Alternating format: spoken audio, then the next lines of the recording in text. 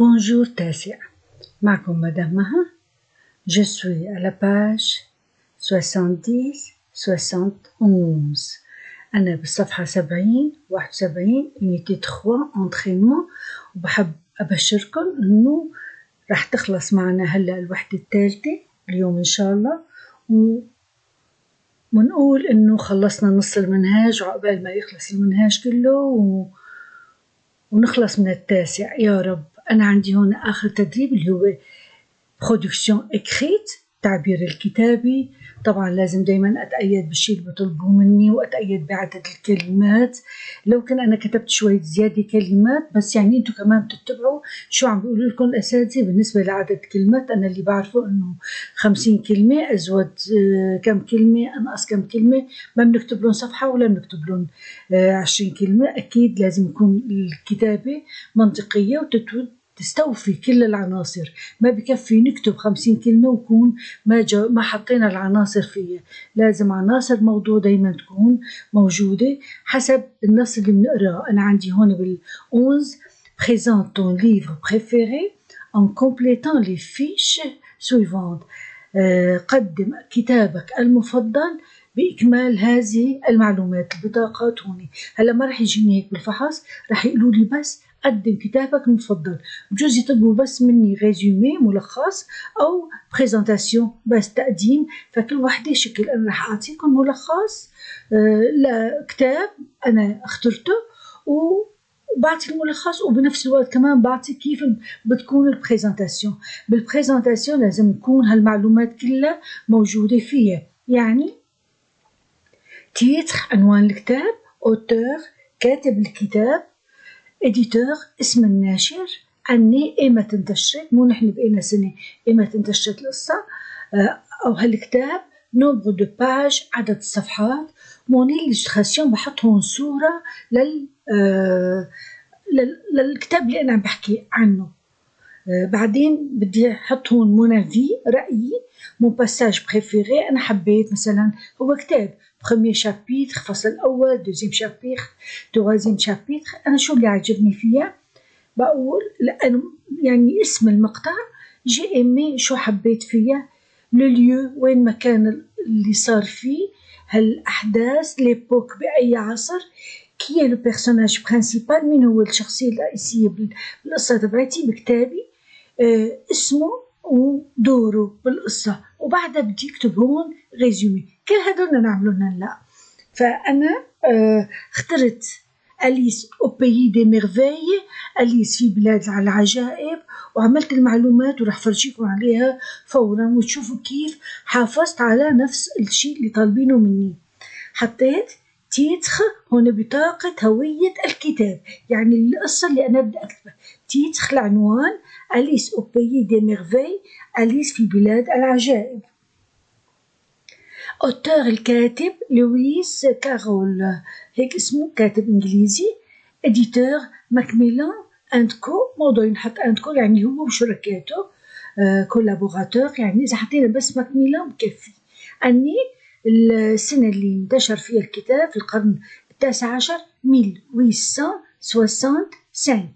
نومبر دو باج عدد صفحات هالقصة هي 196. طبعا هون لازم نحط القصة، هذا بالصف بده يصير.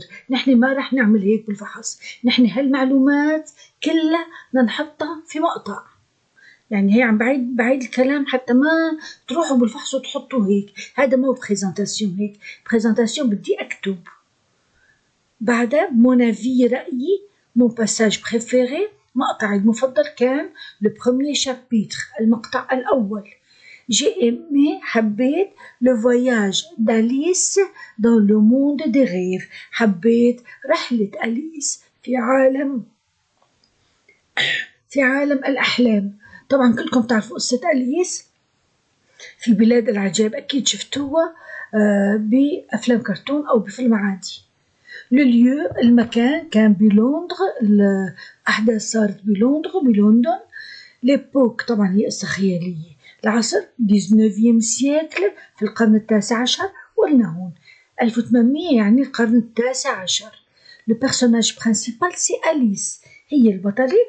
سون رول دورها elle voyage dans le monde imaginaire. سافرت في عالم الخيال أو dans le monde des rêves. خلينا نشوف الريزومي، نطلع على القصة. حاول جهدي أختصر من عدد الكلمات وطلعوا معي هالعدد هاد. Ce conte merveilleux raconte l'histoire d'une petite fille de 10 ans qui s'appelle Alice. Alice vit en Angleterre au 19e siècle. Un jour, elle voit un lapin blanc qui entre dans la terre sous un arbre. Elle suit le lapin et entre dans le monde des merveilles. Elle parle avec les animaux, rencontre le chapelier fou et le chat souriant. Enfin, elle se réveille, c'était un rêve. هالقصة الرائعة عم تحكي عن حكاية بنت صغيرة عمرها 10 سنين اسمها أليس. أليس عايشة بإنجلترا في القرن 19. ذات يوم رأت أرنبا أبيضا يدخل في التراب تحت الشجرة، تبعت الأرنب، طبعا هي قصة خيالية، تبعت الأرنب ودخلت إلى عالم الأعاجيب، عالم العجائب. Elle parle avec les animaux، حكت مع الحيوانات، وقابلت بائع القبعات، شابليه من شابو يعني اللي بيبيعوا وبيشتري بالطواقي بالقبعات، المجنون إلو الشاة الصغيرة والقطة المبتسمة. أخيرا استيقظت وكان حلما. طبعا هي القصة كتير حلوة بس أنا ما بقدر أعطي أحداث أكثر من هيك. هلا هدول أكثر من 50. إذا طلبوا منكم ريزومي بتحطوا أسألكم ريزومي de votre livre préféré. إذا بدك ملخص عن كتابك المفضل تكتب هالكلام، وأكيد هن أكثر من 50. أكيد أنتوا رح تنسوا كم كلمة، بيطلع العدد مزبوط وما بيحاسبونا إن شاء الله. بعيدو. Ce conte merveilleux raconte l'histoire d'une petite fille de 10 ans qui s'appelle Alice. Alice vit en Angleterre au 19e siècle. Un jour, elle voit un lapin blanc qui entre dans la terre sous un arbre. Elle suit يعني هي لحقت، مو يعني هذا فيرب قادرة أنا مخلطة فيه، لا، تبعت le lapin et entre dans le monde des merveilles. Elle parle avec les animaux, rencontre le chapelier fou et le chat souriant. Enfin, elle se réveille, c'était un rêve. هذا ريزومي. خلينا نتذكر ونشوف كيف كان البريزنتاسيون تبعت لابيل إلى بيت. متذكرين القصة؟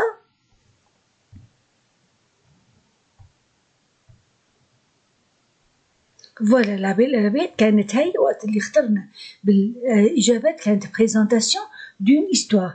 هيك بيكون البريزنتاسيون، بدنا نحط اسم القصة شو طرأ عليها، ترجمت ما ترجمت، فين انعرضت، ومين الكاتب، والملخص بسطر سطر ونص. هيك بتكون، ومين اللي اشتغل عليها وشو صار فيها أدابتاسيون. هذا هيك طريقة البريزنتاسيون. أنا عملت هلا نفس المعلومات على أليس، فأنا إذا رح تشوفوا أنتوا ملخص وراح تشوفوا البريزنتاسيون. هاي البريزنتاسيون هيك بتكون. Le titre Alice au pays des merveilles est un conte imaginaire de 196 pages pour les grands et les petits, écrit par l'anglais Lewis Carroll. Son éditeur est Macmillan en 1856. Le conte est traduit en plusieurs langues et était l'objet de plusieurs adaptations au cinéma et à la télévision. Le conte raconte le voyage d'Alice dans le monde des rêves pour vivre avec les animaux de la forêt. هذا هو البريزنتاسيون تبعت القصة. إذا بنقول شو معناها. أليس في بلاد العجائب هي قصة خيالية إيماجينير من 196 صفحة للكبار والصغار، كتبها الإنجليزي لويس كارول. أما الناشر هو ماكميلان عام 1856، والقصة ترجمت إلى لغات عديدة، وكانت هي خضعت لعدة اقتباسات أدابتاسيون اقتباسات في السينما وفي التلفزيون. والقصة تحكي، هذا الملخص الصغير، القصة تحكي رحلة أليس في عالم الأحلام لكي تعيش مع الحيوانات، مع حيوانات الغابة. بعيدة، Alice au pays des merveilles est un conte imaginaire de 196 pages pour les grands et les petits, écrit par l'anglais Lewis Carroll. Son éditeur est Macmillan. En 1856, le conte est traduit en plusieurs langues et était l'objet de plusieurs adaptations au cinéma et à la télévision. Le conte raconte le voyage d'Alice dans le monde des rêves pour vivre avec les animaux de la forêt. نرجع بعد ما عملناها هون. هلا أنا هون هذا أهميته بس لأنه أنا حافظت على كل عناصر البريزنتاسيون، إنه كتابتي كانت منظمة مقروءة، كل المعلومات موجودة وملخصي واضح وأعطى فكرة عامة عن الكتاب، واستخدمت المفردات المناسبة، وانتبهت إنه ما يكون في عندي أخطاء إملائية. هي بكل وحدة بنشوفها بعد التعبير الكتابي. بي عندي تسلية مع اللغة. Je joue avec la langue. Trouve les mots qui sont en relation au thème de la lecture. لازم أوجد الكلمات اللي هدول هن بدي أوجدهم هون هالتابلوهات اللي هن بعلاقة مع موضوع الثقافة. publier نشر.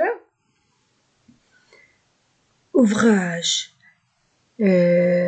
narrateur publié نشر narrateur القاص الراوي. فيلم ouvrage مؤلف. version نسخة أو طبعة. compositeur ملحن موسيقي أو مؤلف. renommé شهرة. prix جوائز. conte حكاية. roman قصة. ستيل أسلوب. chapitre فصل. يفضل أحفظ هالكلمات مو مشان ترتيبهم هون إني ألاقيهم، لا، وإنما لكي إذا مروا معي بشي نص أو انطلب مني بشي موضوع أعرف شو معانيهم. نحن هون بدنا نطالع هالكلمات. طبعا هيك شي ما رح يجيني بالفحص إني أحط كلمات، لأنه هذا لعبة هاي أنا عملتها، ففرد مرة فرجيكم عليها لحتى ما ضيع لكم وقتكم.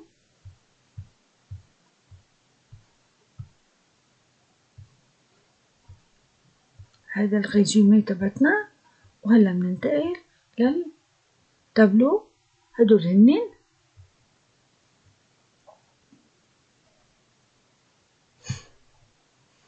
ouvrage المؤلف. version نسخة. compositeur ملحن. prix جوائز، عم بعمل أفقيات أول. roman قصة. فيلم. ستيل أسلوب. ناراتور القاص الراوي. أما العموديات publié نشر. كونت حكاية أو قصة كمان. renommé شهرة. chapitre فصل. حاولوا أنتوا تلاقوهم بكتابكم وتعلموا عليهم. طالعوا على الكلمات. طبعا وقت بدنا نطالعهم بندور على قبل كل شيء بتطالعوا الكلمات الطويلة لأنه هي أسهل، وبدور على الكلمات اللي فيها مثلا مثل الإكس مثل في، الكلمات اللي فيها أحرف قليلة. ما بطلع على كلمات فيها لأنه موجودة في كل كلمة، وإنما بطلع على الإكس لحتى تطلع معي. بطلع على الكلمة الطويلة مثلا فيها إجريك، هدول هل أو أو ام يعني هذا كتير بيساعدني. أكيد أنتم مشتغلين هيك شي بالعربي. جي فيني l'unité 3. خلصنا الوحدة الثالثة، إن شاء الله بنلتقي بالوحدة الرابعة. كانت معكم مدام ما بتقلكم au revoir، على prochaine fois. باي باي.